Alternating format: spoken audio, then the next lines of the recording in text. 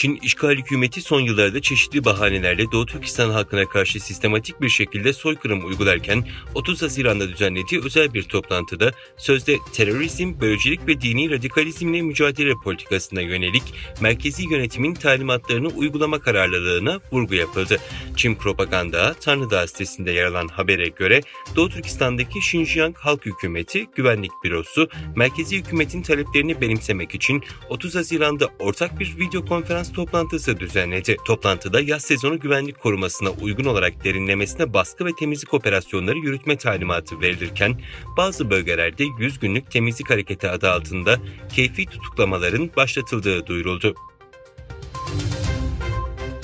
ABD Temsilciler Meclisi'nin Çin'le Stratejik İlişkiler Özel Komitesi 13 Temmuz'da Uygur soykırımının istihbarat yoluyla soruşturulmasına yönelik yasa tasarısını kabul etti. İki partili yasa tasarısı Mayıs ayında Demokratik temsilci Ricky Torres tarafından sunulmuştu.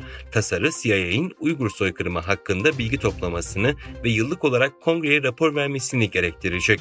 Söz konusu yasa tasarısının 2024 ABD İstihbarat Bütçe Yasasına dahil edildiği bildirildi. Çin, Almanya'nın Çin ürünlerine bağımlılığı azaltma stratejisini bir tür himayecilik olarak nitelendirdi. Çin Dışişleri Bakanlığı Sözcüsü Wang Wenbin, Almanya'nın yeni Çin stratejisini değerlendirerek stratejinin dünyadaki kutuplaşmayı arttıracağını ve yapay riskler yaratacağını belirtti.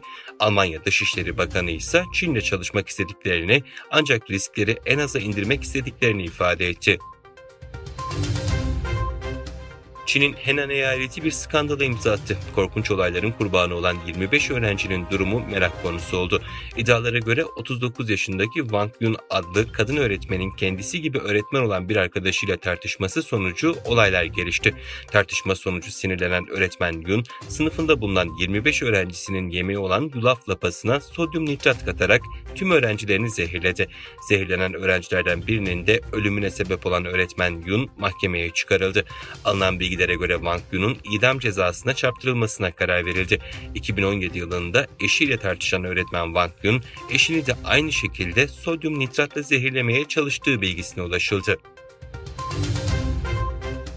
Amerikalı yetkililer devlet destekli Çinli bilgisayar korsanlarının Dışişleri Bakanı Antony Blinken'ın geçen ay Pekin'e yaptığı gezi öncesinde Çin'le iş yapan birçok ABD kurumundaki yetkililerin e-posta hesaplarına sızarak Microsoft'un bulut tabanlı güvenliğini kırdığını söyledi. Yetkililer hassas ve hedefli casusluk faaliyetinin sayısı belirtilmeyen ABD kurumlarındaki az sayıda kişinin e-postalarına eriştiğini ve Dışişleri Bakanlığı tarafından Haziran ayı ortasında fark edildiğini açıkladı. Yetkililer ihlal edilen sistemlerin hiçbirinin gizli olmadığını ve çalınan verilerin de gizli olmadığını kaydetti. Türkmenistan nüfusunun 7.057.841'e çıktığı açıklandı. Türkmenistan Devlet İstatistik Komitesi Başkanı ülke nüfusunun 7.057.841'e çıktığını, söz konusu nüfusun %47,1'inin şehirde, %52,9'unun ise kırsal kesimde yaşadığını aktardı.